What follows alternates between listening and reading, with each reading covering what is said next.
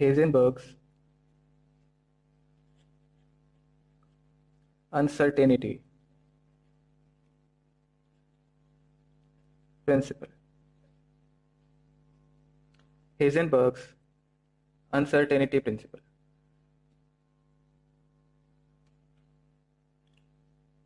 So Heisenberg's uncertainty principle ये कहता है that, लिख लो वर्ड्स में, the exact position and momentum of a fast moving particle cannot be calculated precisely at the same moment of time.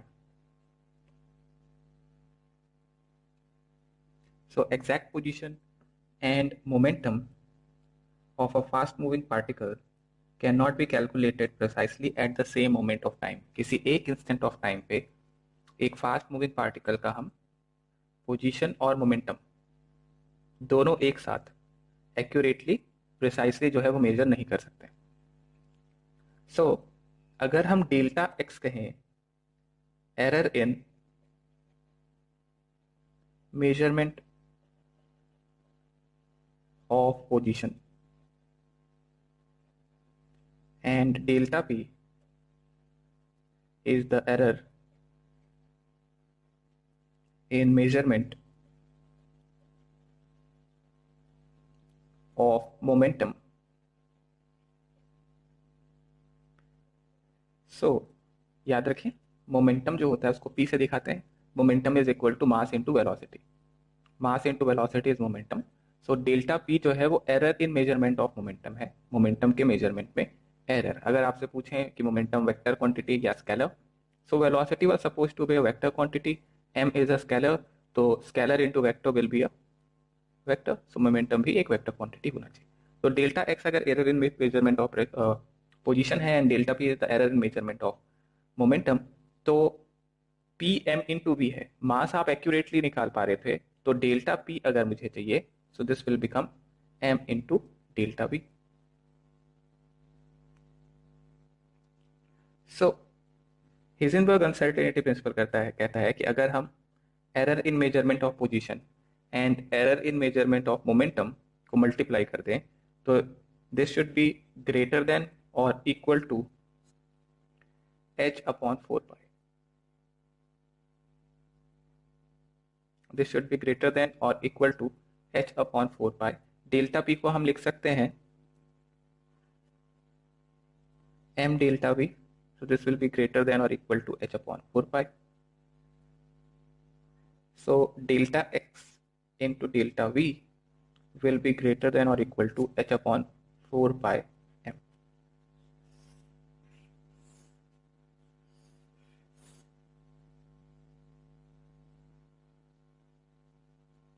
यहां आप लिख सकते हैं delta x is the uncertainty in position, delta p is uncertainty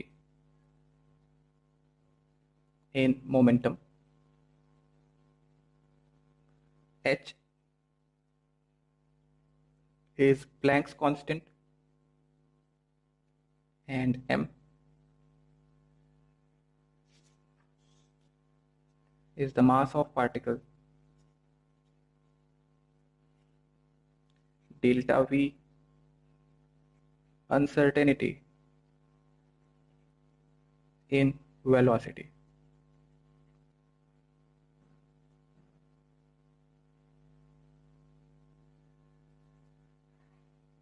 So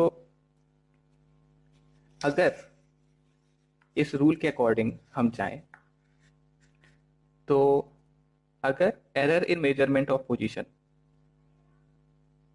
if position of the particle is measured precisely तो अगर position आप एकदम precisely major करोगे तो डेल्टा एक्स जो कि अनसर्टेनिटी इन पोजीशन है वो जीरो हो जाएगा, यानी पोजीशन आपको बिल्कुल एग्जैक्ट पता है।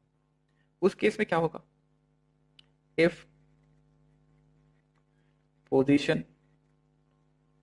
Of a particle is measured precisely, that is delta x is tending to 0. So if delta x is tending to 0, यहाँ पे delta v जो हो जाएगा, then delta p will be tending to infinity और delta v is tending to infinity. सीधा सीधा यहाँ रखो, delta X into delta P H upon 4 pi, delta x की जगह 0, डेल्टा एक्स यहाँ नीचे ले आओ, तो delta P H upon 4 pi, delta x नीचे आएगा, डिनोमिनेटर में डेल्टा एक्स की जगह 0 रखो तो डेल्टा पी इन्फिनिटी हो जाएगा। यानी कि पोजीशन अगर आप एग्जैक्टली मेजर कर रहे हो प्रिसाइसली, तो एरर या uncertainty in measurement of momentum infinity को टेंड करने लगेगा, यानी कि error in measurement of momentum infinite आएगा, बहुत बड़ा एरर आएगा यहाँ पे। इसी तरीके से अगर आप मोमेंटम को प्रिसाइसली मेजर कर रहे हो, if momentum of a particle is measured precisely, that is if delta p is tending to 0, then delta p यहाँ डिनोमिनेटर में आके रखो 0, तो डेल्टा x हो जाएगा, delta x will be tending to infinity.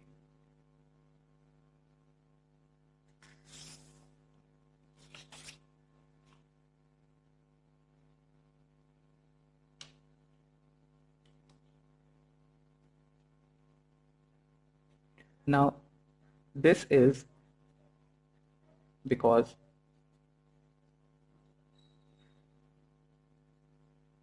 if wavelength lambda है is used to locate the particle, then maximum error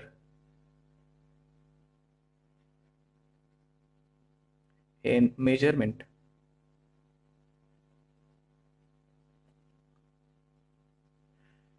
will be plus minus delta lambda, यानी कि जो डेल्टा एक्स होगा error in measurement of position वो plus minus lambda के बराबर होगा, अगर हम लैम्डा वेवलेंथ यूज करते हैं, वेव ऑप्टिक्स के हिसाब से ये देखने को मिलता है। सो अगर आप ये कह रहे हो, देखो हो क्या रहा है कि आप एक पार्टिकल को देखना चाहते हो और इस पार्टिकल को अगर आपको देखना है तो देखने के लिए आपको लाइट यूज करना पड़ेगा, ताकि जो लाइट हिट करेगा वही तो रिफ्लेक्ट होके आएगा, तो आपको वो ऑब्जेक्ट दिखाई देगा। अब जैसे ही लाइट का पार्टिकल, लाइट का फोटोन जाके हिट कर रहा है, मान लो लाइट हमने यूज किया लैम्डा वेवलेंथ का, तो लैम्डा वेवलेंथ का अगर फोटोन जाके यूज कर रहे हो आप, तो ये लैम्डा आपको रिफ्लेक्ट होता हुआ दिखाई देगा। अब जब ये लैम्डा जाएगा तो इस पोजीशन को मेजर, अगर ये वेलोसिटी v के साथ मूव कर रहा था पहले से, तो इसके पोजीशन को मेजर करने में जो एरर आने वाला है वो आएगा लैम्डा के corresponding, delta x plus minus lambda. Also ये लैम्डा अगर आप यूज कर रहे हो तो इस पार्टिकल को एनर्जी मिलेगी लैम्डा वेवलेंथ के करस्पॉन्डिंग और इसकी वेलोसिटी चेंज हो जाएगी डेल्टा वी के करस्पॉन्डिंग, यानी कि जो आप मेजर कर रहे हो वेलोसिटी, उस पर जैसे ही ये वेवलेंथ पड़ेगा इसकी वेलोसिटी अब चेंज हो जाएगी वी डैश, तो v माइनस वी डैश हो जाएगा। मान लो आप ये सोचे कि डेल्टा एक्स चलो हम जीरो टेंड करने की कोशिश करते हैं, एरर या uncertainty in position zero tend करने को करते हैं, तो डेल्टा एक्स अगर जीरो टेंड करने की कोशिश होगी तो वेवलेंथ भी जीरो की तरफ बढ़ेगा। वेवलेंथ अगर जीरो की तरफ टेंड होगा तो मोमेंटम p से दिखाते हैं और ये हो जाएगा h अपॉन लैम्डा के बराबर। This is the momentum of a photon, photon का मोमेंटम एच अपॉन लैम्डा से निकाला जाता है। सो लैम्डा अगर 0 को टेंड करने लगेगा तो मोमेंटम जो है वो इन्फिनिटी को टेंड करने लगता है, यानी कि इस फोटोन का मोमेंटम इन्फिनिटी को टेंड करने लग रहा है। इसका मतलब ये हुआ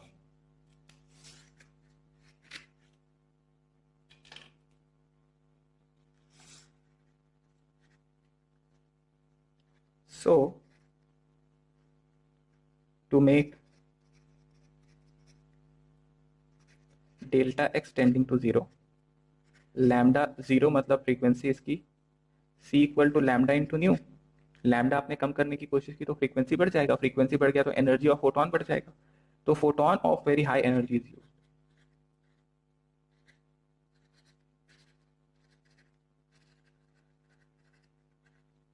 अब जब आप हाई एनर्जी का फोटोन यूज करेंगे तो मैंने ये बताया जैसे ही ये फोटोन कोलाइड करेगा अपना एनर्जी ट्रांसफर करेगा इस पार्टिकल को और इसकी वेलोसिटी में चेंज आएगा। जितनी ज्यादा एनर्जी का आप पार्टिकल जितनी ज्यादा एनर्जी का फोटोन लेंगे उतना ही ज्यादा एनर्जी ट्रांसफर होगा, यानी वेलोसिटी का चेंज भी उतना ही ज्यादा आने वाला है। तो जितना ज्यादा वेलोसिटी का चेंज होगा मोमेंटम का चेंज उतना होगा, यानी डेल्टा पी उतना ही ज्यादा हो जाएगा। So we can say that when this photon will collide with electron, then momentum of particle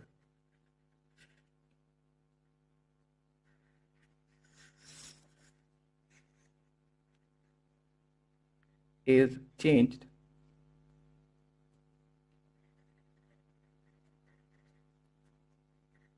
by large amount, यानी कि डेल्टा पी जो है उस केस में will be tending to infinity. मान लो आपने सोचा कि क्यों ना चलो हम मोमेंटम को जो है ना डेल्टा पी को जीरो टेंड करने की कोशिश करते हैं। अब जब आप मोमेंटम को जीरो टेंड करने की कोशिश करोगे तो ऑब्वियसली यहाँ पे पी अगर जीरो टेंड करने की कोशिश करना है तो वेवलेंथ को क्या करना पड़ेगा हम लोगों को, बहुत मोमेंटम अगर कम करना है तो जो एनर्जी देंगे फोटोन की वो बहुत कम होनी चाहिए, मतलब फ्रीक्वेंसी काफी कम होनी चाहिए। फ्रीक्वेंसी कम हो जाएगा तो वेवलेंथ बढ़ेगा, बिकॉज फोटोन में C equal to lambda into nu होता है। और अगर मोमेंटम या अगर लैम्डा बढ़ रहा है तो हम ये जानते थे that delta x equal two plus minus lambda. अगर लैम्डा की वैल्यू बढ़ रही है तो डेल्टा एक्स की वैल्यू भी बढ़ेगी, और इस केस में delta x will be tending to infinity. तो हमने देखिए यहाँ क्या किया, वेवलेंथ बहुत ज्यादा रखा ताकि एनर्जी जो ट्रांसफर हो रही है यहाँ पे बहुत कम हो। वेवलेंथ बहुत ज्यादा रखेंगे तो एनर्जी बहुत कम होगा, लेकिन अगर आप वेवलेंथ बहुत ज्यादा रखोगे तो आप इस पार्टिकल के मेजरमेंट में जो एरर ला रहे हो डेल्टा एक्स वो लैम्डा के करस्पॉन्डिंग बहुत ज्यादा हो जाएगा। तो अगर आपने मोमेंटम का एरर कम करने की कोशिश की तो आपको पोजीशन का एरर बहुत बड़ा दिखेगा, पोजीशन का एरर बहुत कम करने की कोशिश की तो मोमेंटम का एरर बहुत बड़ा दिखेगा।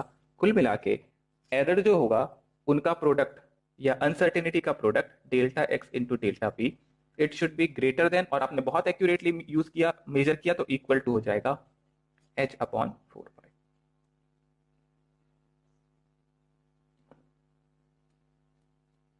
सो इसको ऐसे भी लिखते हैं, अगर डेल्टा टी से डिवाइड कर दें और मल्टीप्लाई कर दें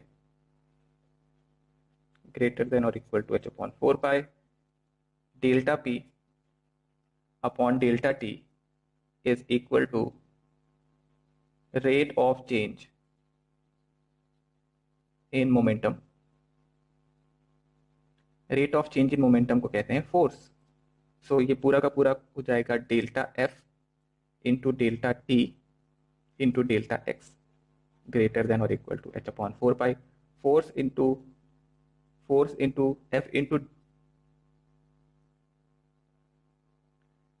delta X is equal to energy, so this will become delta E into delta T greater than or equal to h upon 4 pi.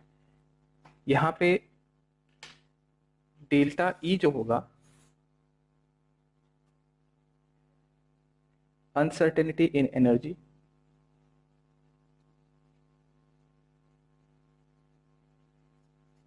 and delta t is uncertainty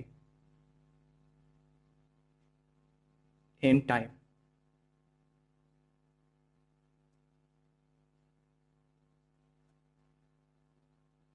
Delta E is uncertainty in energy and delta T is uncertainty in time.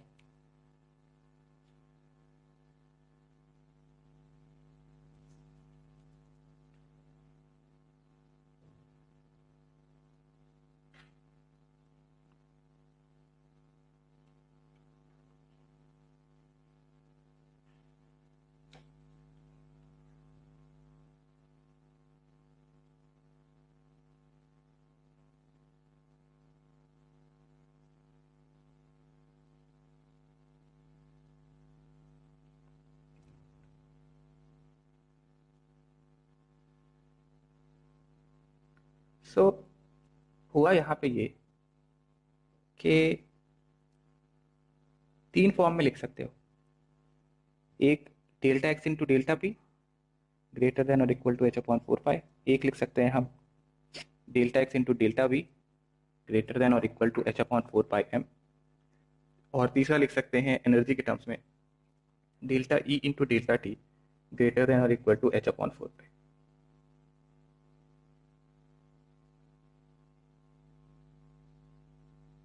Okay, एक example लिखेंगे।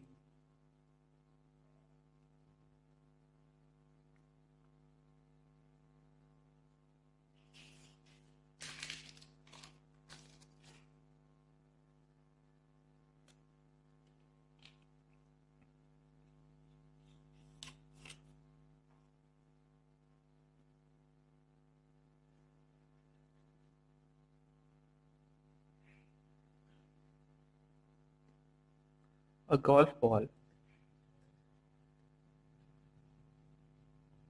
of mass 40 gram and speed of 45 meter per second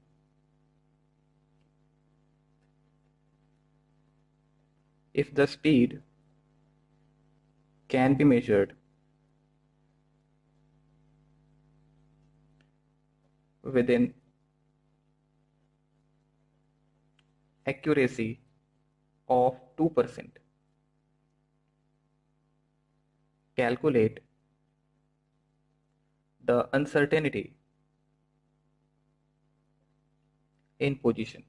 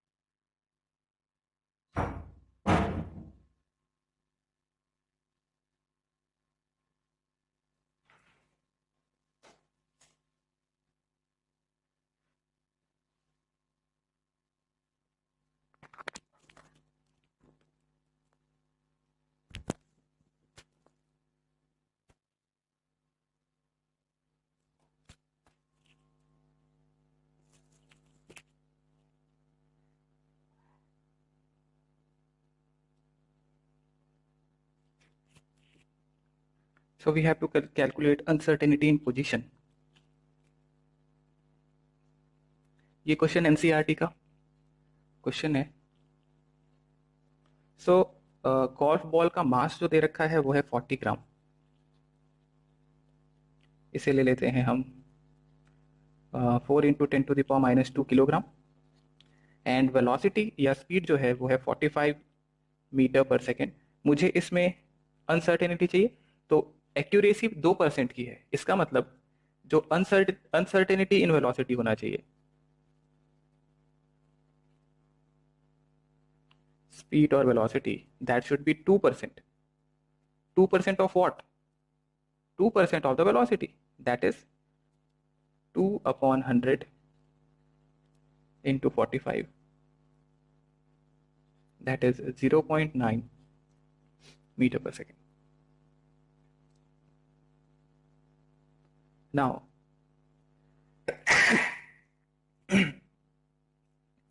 we know that delta x into delta v is greater than or equal to h upon 4 pi m.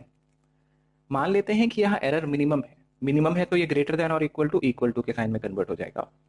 तो delta x equal to h upon 4 pi m into delta v. h की जगह रखेंगे 6.626 into 10⁻³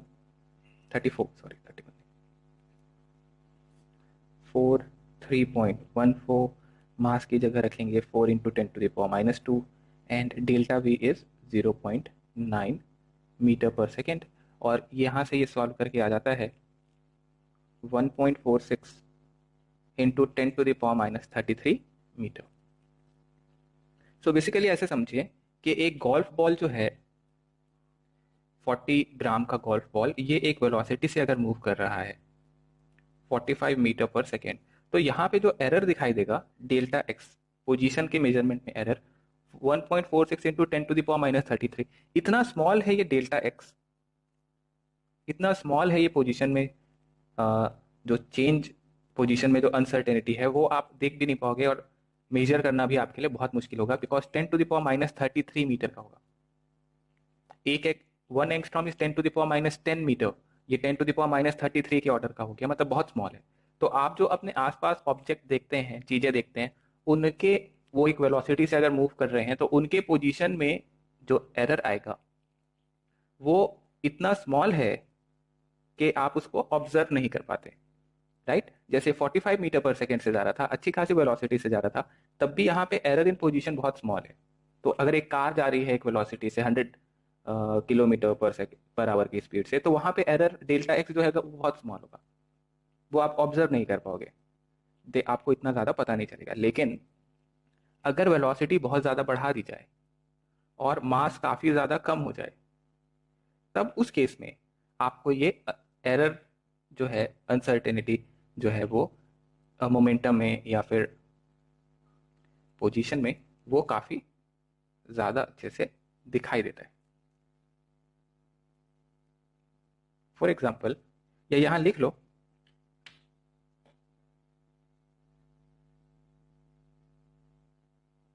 for large particles the delta x has no meaningful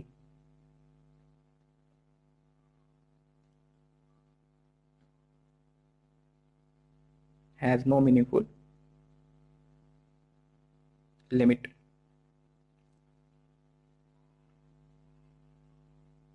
to precision.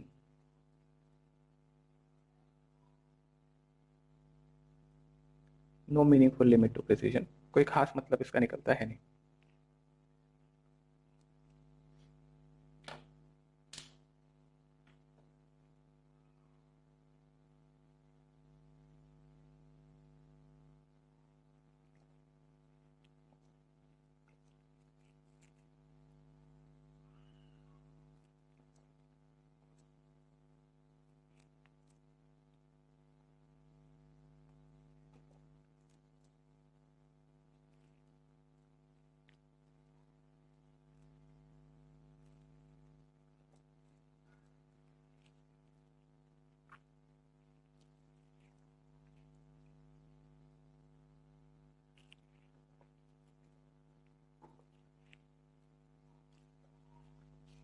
कर लिया note हमने?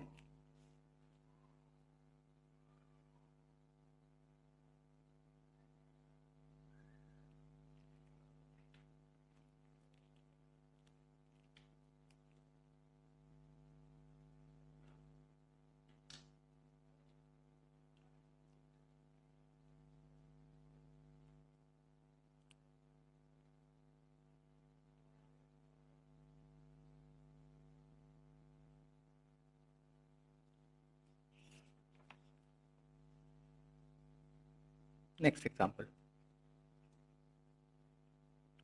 An electron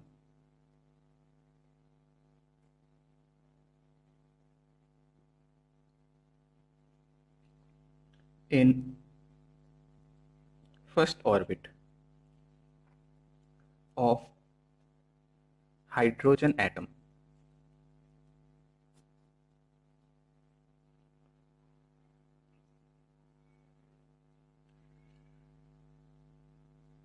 has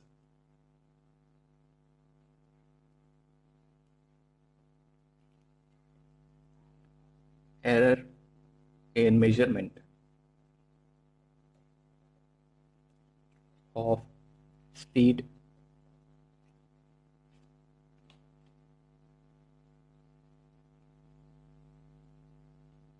within accuracy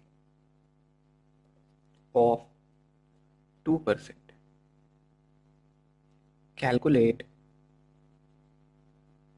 the uncertainty in position.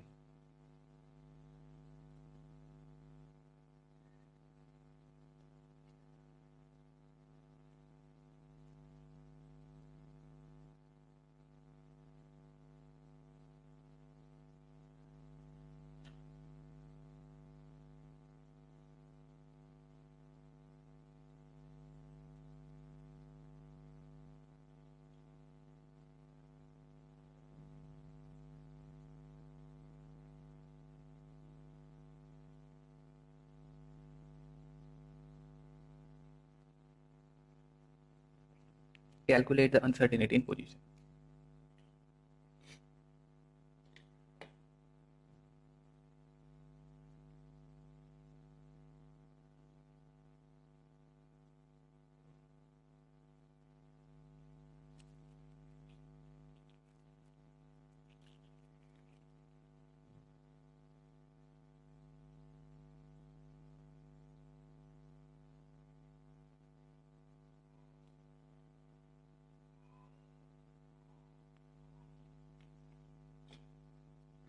So first orbit of hydrogen में पहले तो electron revolve कर रहा है, तो उसकी वेलोसिटी होनी कितनी चाहिए?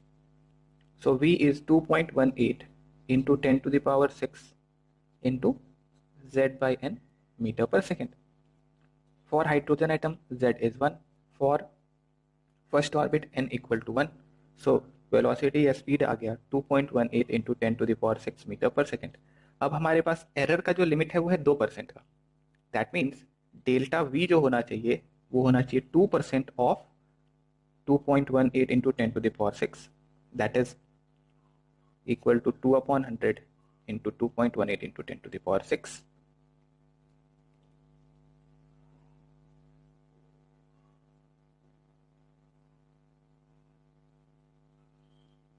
4.36 इंटू 10⁻4 मीटर पर सेकेंड. ये हो गया डेल्टा वी. और डेल्टा एक्स ये हमें फाइंड करना है. मास ऑफ एन इलेक्ट्रॉन ये हमें पता होना चाहिए. M of N electron is how much? 9.1 into 10⁻31 kilogram. सही लिखा है. तो डेल्टा एक्स फिर हम इक्वल टू वाला केस मानेंगे, बिकॉज हम मान के चल रहे हैं कि एरर मिनिमम है. h/4πm into delta we. रख दो value 6.626 into 10⁻34 4 3.14 mass 9.1 into 10 to the power minus 31 and delta V is 4.36 into 10 to the power 4. Solve करके निकाल देना, ये आ जाना चाहिए मीटर में. तो अब आप यहाँ से जब सॉल्व करके निकालोगे तो आप देखो कि डेल्टा एक्स का एक सिग्निफिकेंट वैल्यू आपको देखने को मिलेगा। फॉर एग्जाम्पल 10⁻31 है, -34 है और ये 4 है, तो 4 को ले आओ यहाँ पे तो कितना हो जाएगा, और -34 से सब्ट्रैक्ट कर दो तो ये लगभग ऑर्डर हो जाएगा 10⁻⁻7 के ऑर्डर का, लगभग 10⁻⁻7 के ऑर्डर का अगर ये आ रहा है डेल्टा एक्स, तो ये काफ़ी बड़ा एरर हो जाएगा डेल्टा एक्स के टर्म्स में। तो for small particles, electron, proton, neutrons, सब एटॉमिक पार्टिकल्स के लिए अच्छा खासा एरर आपको देखने को मिलेगा जो आप मेजर कर सकते हो, बट बड़े पार्टिकल्स के लिए इतना ज़्यादा ये सिग्निफिकेंट वैल्यू नहीं देता जिसको मेजर किया जा सके। नोट कीजिए यहाँ तक और नेक्स्ट एग्जाम्पल लिखेंगे।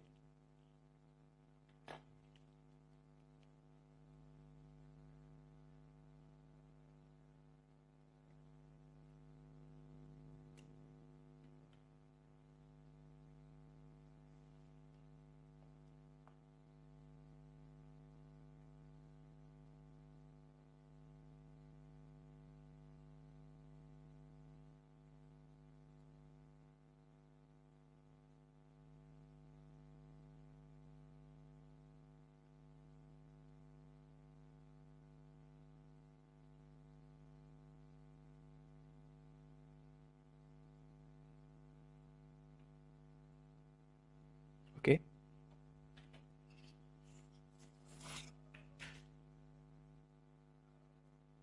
Next example, uncertainty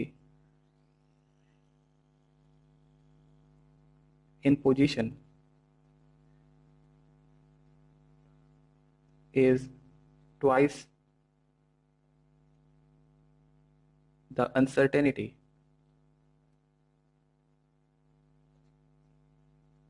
in momentum.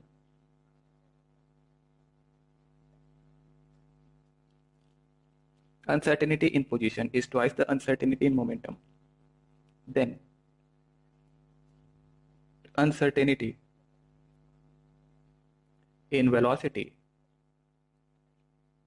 is option A 1/m under root h upon pi, option B 1/2m under root h upon pi, option C 1/2m under root h upon 2 pi, and option D h upon 4 pi m.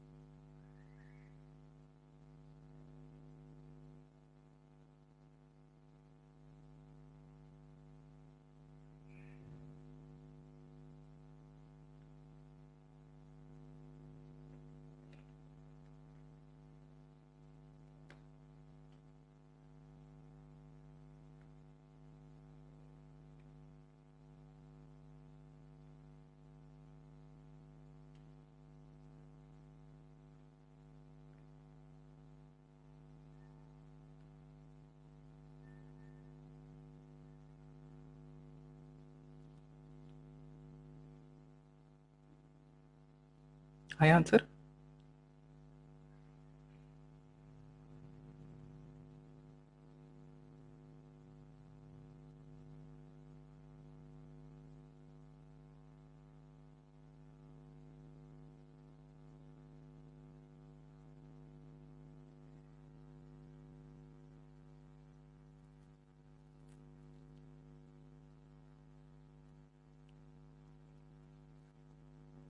So question कहता है that uncertainty in position is twice the uncertainty in momentum. Uncertainty in position is twice the uncertainty in momentum. ये कह रहा है then uncertainty in velocity चाहिए, तो delta P को आप क्या लिख सकते हो, m इंटू डेल्टा वी, और एक आपके पास एक और इक्वेशन है delta X into delta P is greater than और equal to h upon 4 pi.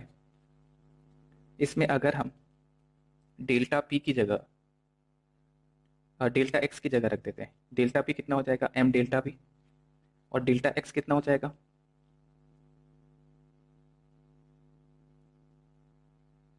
Uncertainty in position is twice the uncertainty in momentum, यानी twice uncertainty in momentum, delta P into 2 होना चाहिए ना।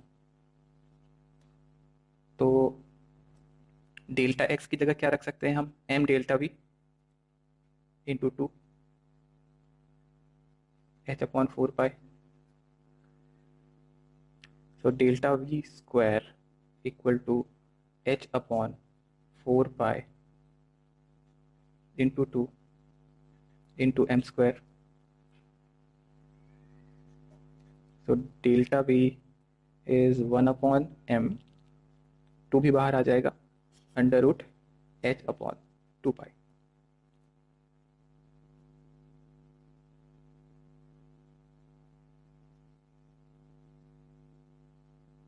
And that is the answer. Answer हो गया सी।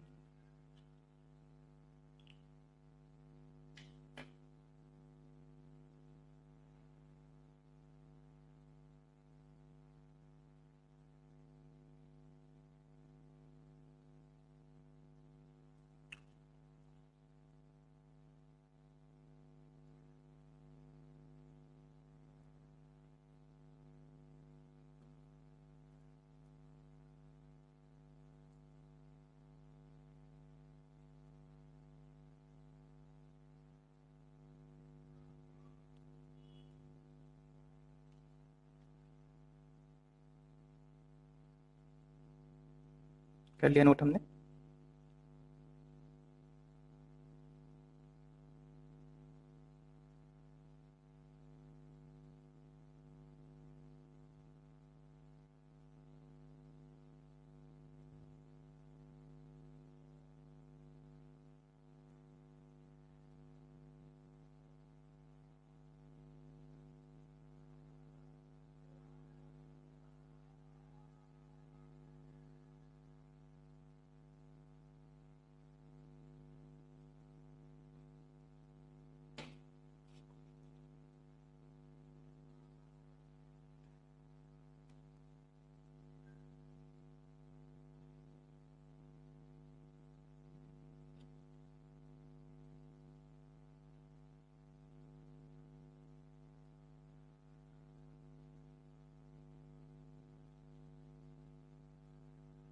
Next example लिखें।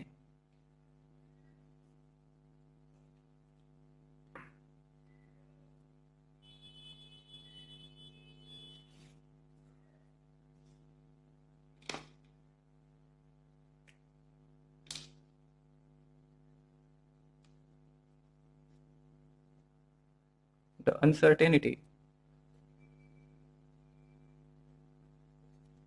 in position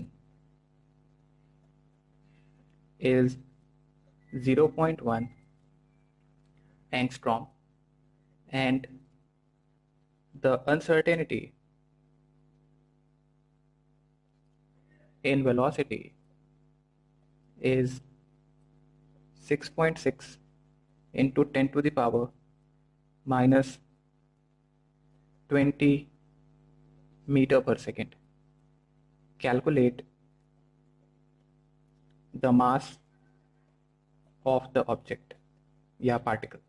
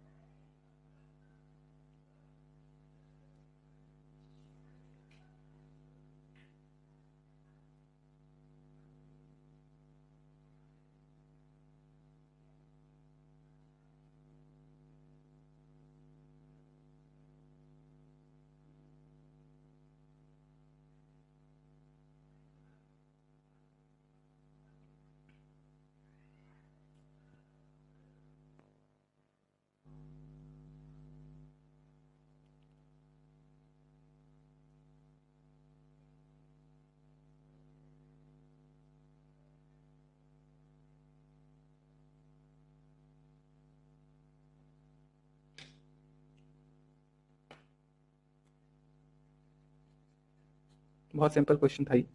delta X is 0.1 angstrom, that means 0.1 into 10⁻⁻10 metre, and delta V 6.6 into 10⁻⁻20 meter per second. We know that delta x into delta p is greater than or equal to h upon 4 pi. Equal to का case लेना पड़ेगा, तो 0.1 into 10⁻⁻10, delta P को लिख सकते हैं m into delta we, delta we है 6.6 into 10⁻20, h को ले लेते हैं 6.6 इंटू 10⁻34, अप्रॉक्सीमेट कर लिया मैंने, और ये हो गया 4 पाई।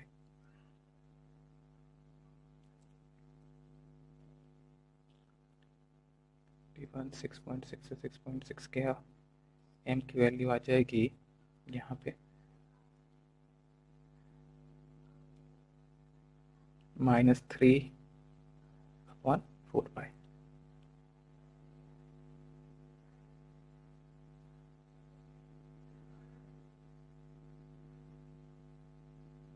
And that will be in kilogram, gram में चाहिए तो 1/4 pi gram, that is the answer.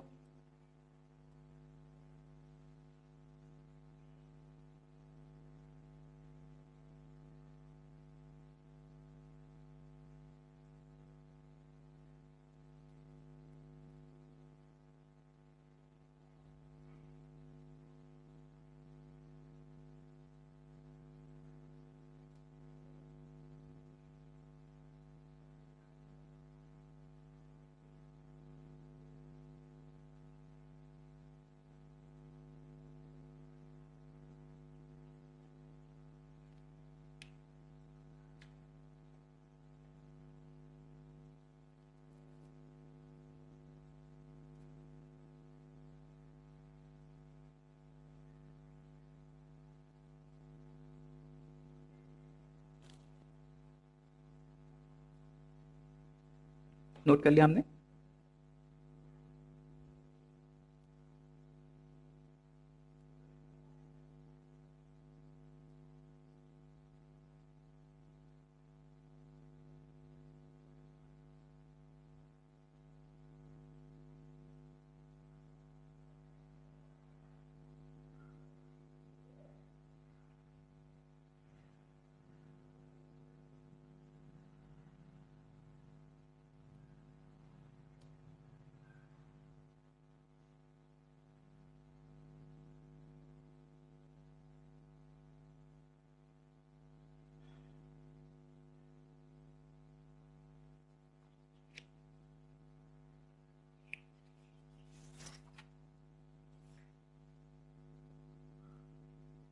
Next heading लगाएंगे,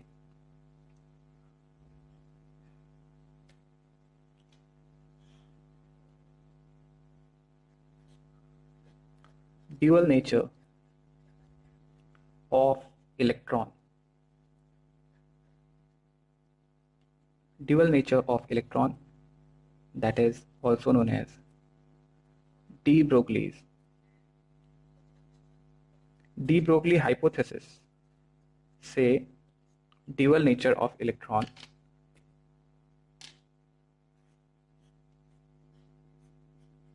के बारे में पता चलता है। सो आइंस्टीन ने सजेस्ट किया अपने एक्सप्लेनेशन के बाद, explanation of the photo electric effect. तो फोटो इलेक्ट्रिक इफेक्ट को एक्सप्लेन करने के बाद आइंस्टीन ने यह कहा कि लाइट का ड्यूअल नेचर होगा, that means light can behave as a particle and it can also behave as a wave. So light has duality, it can behave as particle and it can behave as wave, दोनों की तरह behave कर सकता है, तो इसको बोलते हैं it has a dual nature. So इसको बेसिस लेते हुए डी ब्रोगली ने यह कहा कि अगर लाइट के पास वेव नेचर और पार्टिकल नेचर दोनों होना चाहिए, तो पार्टिकल्स के पास भी वेव नेचर होना चाहिए, यानी कि इलेक्ट्रॉन्स के पास भी वेव नेचर होना चाहिए और पार्टिकल नेचर होना चाहिए, दोनों यहाँ पे हो सकते हैं। और इसके बेसिस पे उन्होंने अपना डी ब्रोगली हाइपोथेसिस दिया। तो पहले हम थोड़ा सा थ्योरी लिख लेंगे, लिख लीजिए। Einstein suggested that light can behave as particle as well as wave. That is, it has dual nature.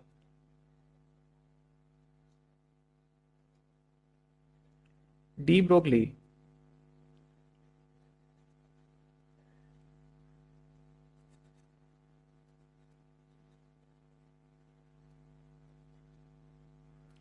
Broglie proposed that electron can behave both as material particle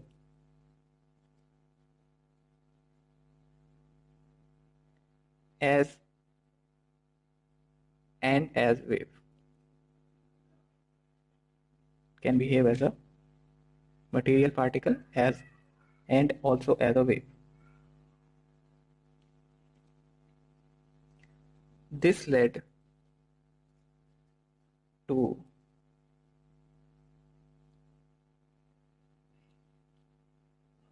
a new theory, wave mechanical theory,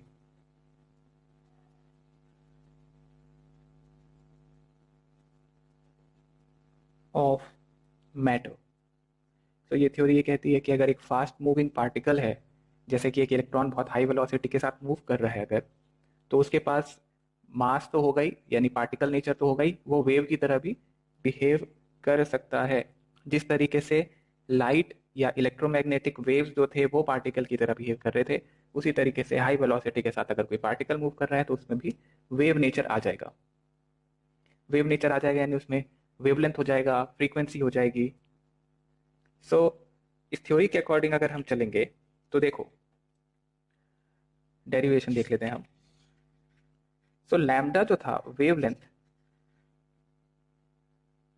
that is h upon mv. This is according to de Broglie.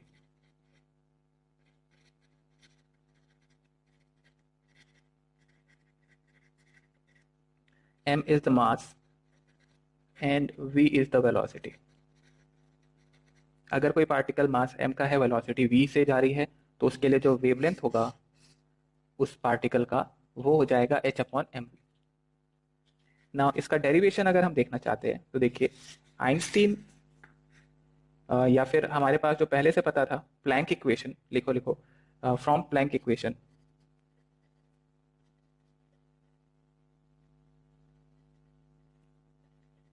we know that energy of a photon is given by h nu, and nu को लिख सकते हैं अपन h c upon lambda. Then Einstein ने जो equation दिया था from Einstein's equation, energy is equal to M C square. तो अगर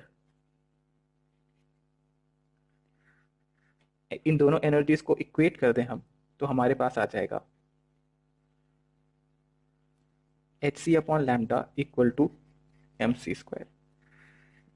that is lambda equal to H upon M C. ये था लाइट के लिए. अगर किसी दूसरे पार्टिकल के लिए आपको चाहिए तो आप c की जगह वेलोसिटी लिख दें lambda equal to H upon M we.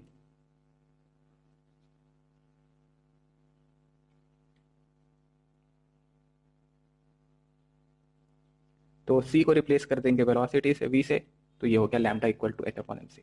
This is for light. So lambda equal to H upon M C. So particle के लिए अगर हमें चाहिए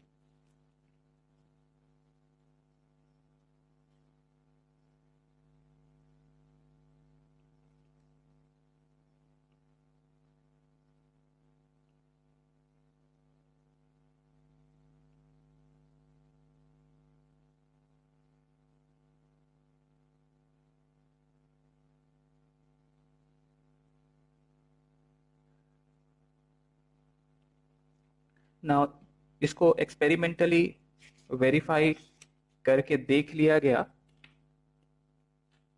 लिख लो यहाँ पे, this was experimentally verified by Davison and Germer by observing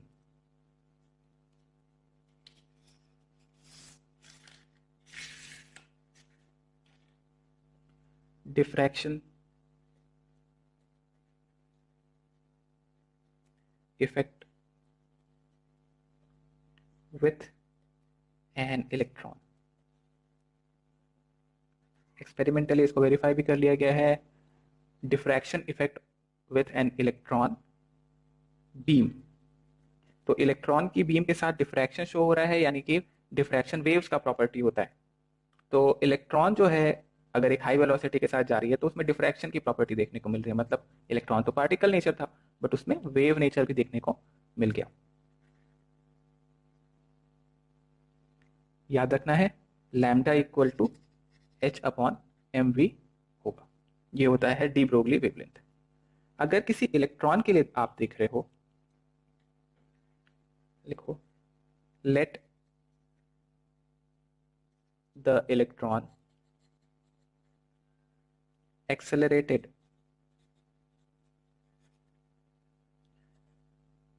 with a potential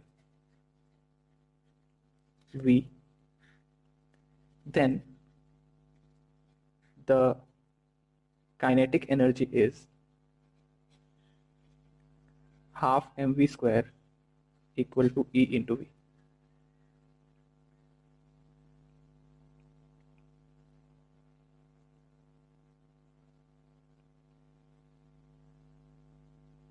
अगर m से मल्टीप्लाई कर दे दोनों तरफ तो ये हो जाएगा m square v square 2e mv।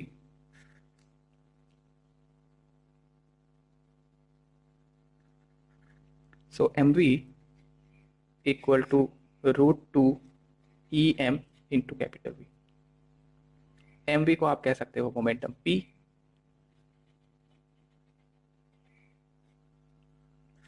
तो h या लैम्डा जो था that was h upon M V की जगह रखा हमने, तो ये हो गया √2em इंटू कैपिटल V। सो ये एक नया फॉर्मूला आ गया हमारे पास वेवलेंथ निकालने का, अगर पोटेंशियल पता हो, मास पता हो और चार्ज पता हो।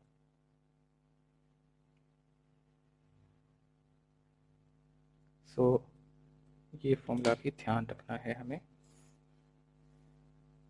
√2m ev। ऑल्सो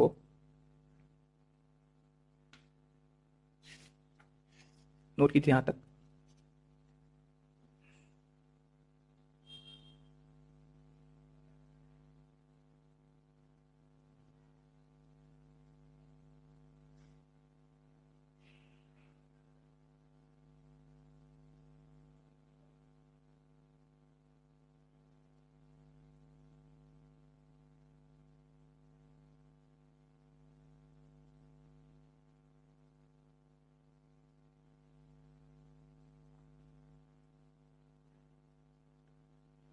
ना अगर हम ये इलेक्ट्रॉन के लिए निकाल रहे हैं तो जो काइनेटिक एनर्जी था mv की जगह हमने देखा दैट हमारे पास आ गया √2e mv। So we can also write kinetic energy equal to half mv square। अगर m से मल्टीप्लाई कर दूं मैं तो m into kinetic energy equal to half m square v square.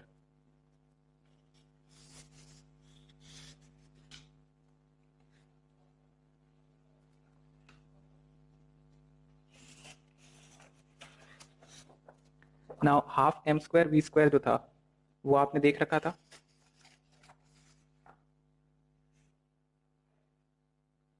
m into V का वैल्यू हमने देखा √2 EVm है, तो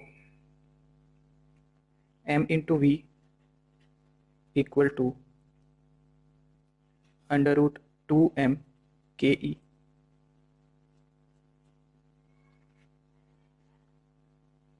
mv की जगह यहाँ रिप्लेस कर दें अगर इसको, तो लैम्डा का इक्वेशन आ जाएगा h/√2m/ke।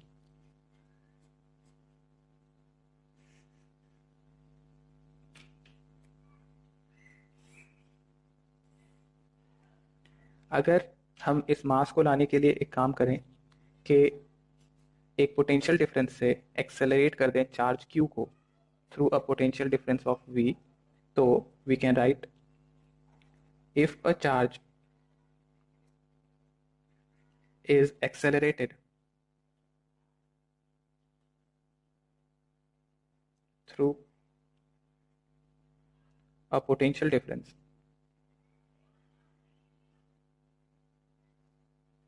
capital V volt from rest, then the kinetic energy of charge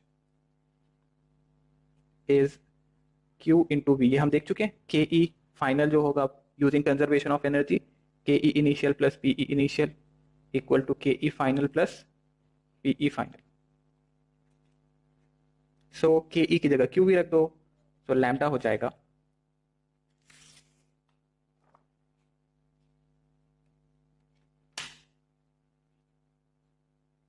h/√2m/q into v।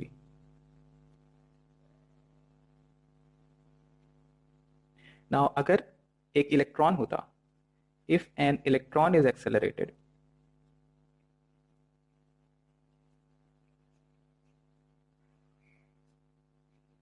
तो इलेक्ट्रॉन का चार्ज था q that is equal to e, so lambda equal to h/√2m/e into v। यहाँ पे mass of electron रख दूंगा मैं और e की जगह चार्ज ऑफ इलेक्ट्रॉन रख दूंगा, तो लैम्डा हो जाएगा 150/v। पूरा सॉल्व करने के बाद हम कह रहे हैं to the power half angstrom, या आप इसको ये भी लिख सकते हो 12.3 √v angstrom. This formula is valid only if an electron is accelerated through a potential difference of v। अगर कोई दूसरा चार्ज है तो आपको ये फॉर्मूला यूज करना है, या फिर आप काइनेटिक एनर्जी दे रखा है तो काइनेटिक एनर्जी का फॉर्मूला यूज कर सकते हैं।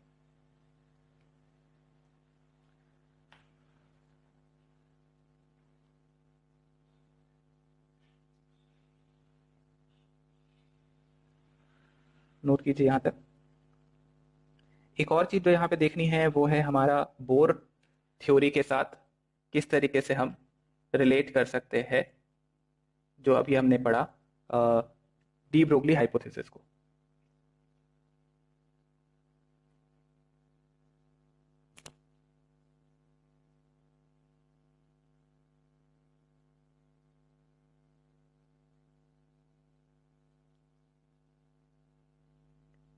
Okay,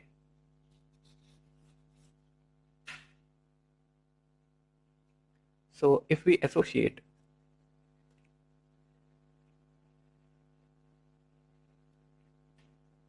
Bohr's theory with de Broglie equation, तो जो सर्कमफेरेंस था, अगर एक सर्कुलर ऑर्बिट है तो इसका सर्कमफेरेंस होगा 2πr, ये हो जाता है n लैम्डा के बराबर, where lambda is the de Broglie wavelength. यानी कि यहाँ पे जो इलेक्ट्रॉन्स है वो वेव नेचर के फॉर्म में इस तरीके से घूमता हुआ दिखाई देगा, where lambda is de Broglie wavelength, n is orbit number and r is the radius of the orbit।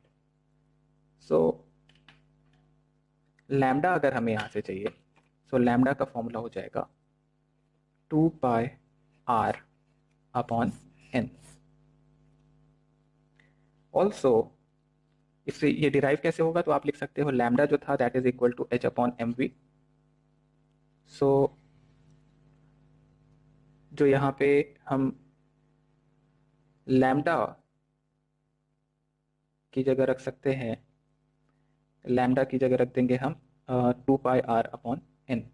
So h upon M V equal to 2 pi r upon n। So M V R को इधर ले आता हूँ, M V R equal to 2 pi r upon n। एक minute, उल्टा लिख दिया, M V R equal to N H upon 2 pi. M V R equal to N H upon 2 pi, ये हमारा बोर मॉडल का जो हमने सेकेंड पॉस्टुलेट लिखा था, angular momentum is an integral multiple of N H upon 2 pi, वहां से हम यहाँ से यहाँ आ गए, तो यानी दोनों चीजें रिलेट की जा सकती है।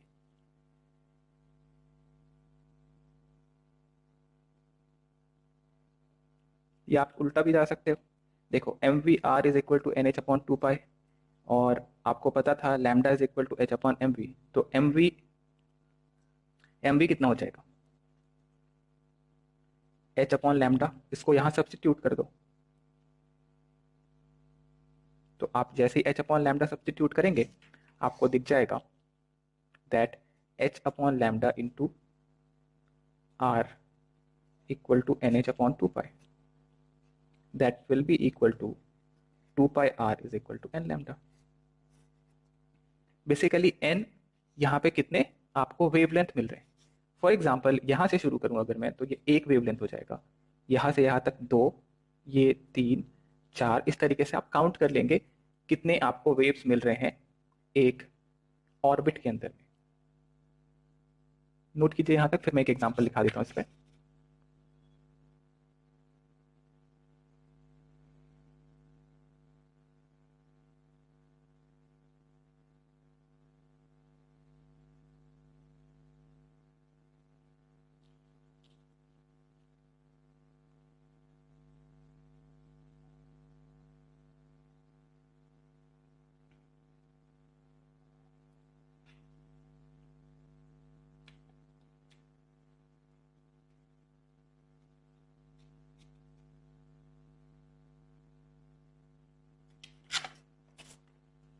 For example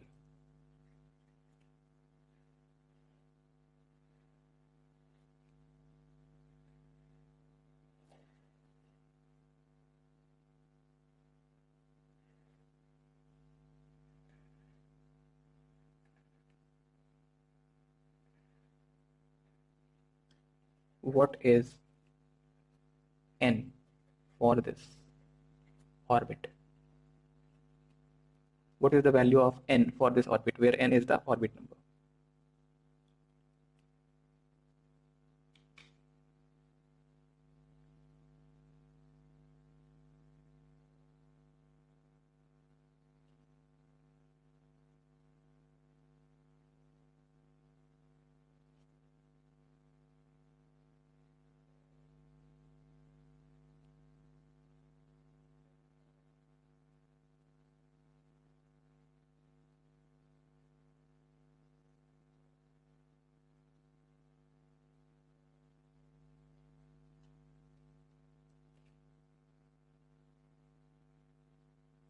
So we know that mvr is equal to nh upon 2 pi, इससे काम तो नहीं चलेगा, तो दूसरा formula n lambda equal to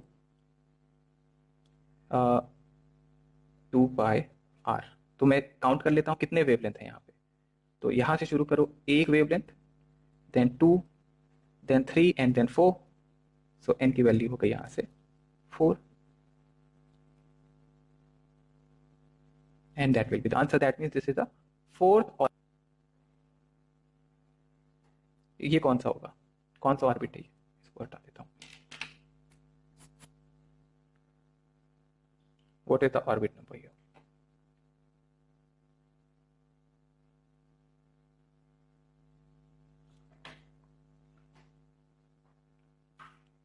so again same cheese, count करो, यहाँ से यहाँ एक वेवलेंथ, यहाँ से यहाँ सेकेंड, नहीं यहाँ से यहाँ सेकेंड वेवलेंथ और ये तीन, तो n इक्वल टू हो जाएगा 3।